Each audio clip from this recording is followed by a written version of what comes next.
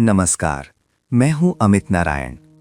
मेरे द्वारा लिखा गया छोटा सा संदेश आपके सामने प्रस्तुत है। अपनी राय जरूर लिखें। मैं पहले सोचता था कि स्कूल में गणतंत्र दिवस का मतलब होता है मिठाई मिलना और कभी-कभी कोई देशभक्ति कार्यक्रम।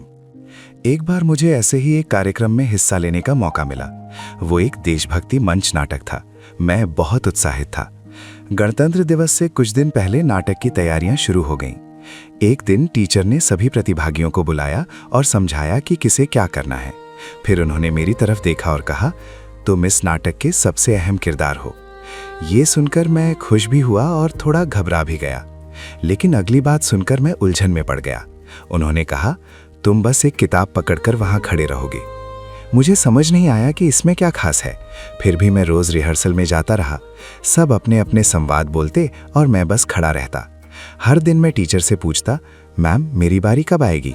वो बस इतना कहती, अभी तुम्हें कुछ नहीं बोलना है। जिस दिन प्रदर्शन होगा उसी दिन लिख कर दिया जाएगा। उन्होंने मुझे किताब दी और कहा, इसे रोज पढ़ो और उच्चारण ठीक से करना। उस किताब में संविधान के 4 स्तंभ, देश की जिम्मेदारियां और नागरिकों के कर्तव्य लिखे थे।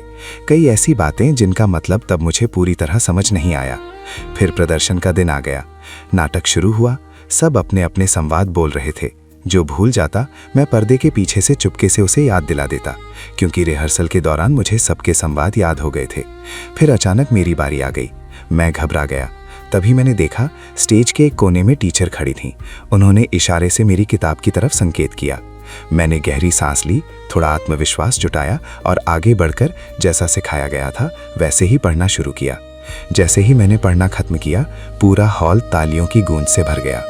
उसी पल मुझे एहसास हुआ कि बिना ज्यादा बोले भी मैंने इस नाटक में सबसे महत्वपूर्ण भूमिका निभाई थी।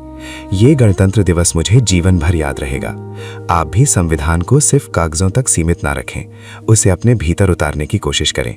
आज भी मैं यही मानता हूँ, संविधान सिर्फ कागजों में नहीं, अगर उसे दिल में उतार लिया जाए तो देश अपने आप मजबूत हो जाता है। जय हिंद, जय भारत।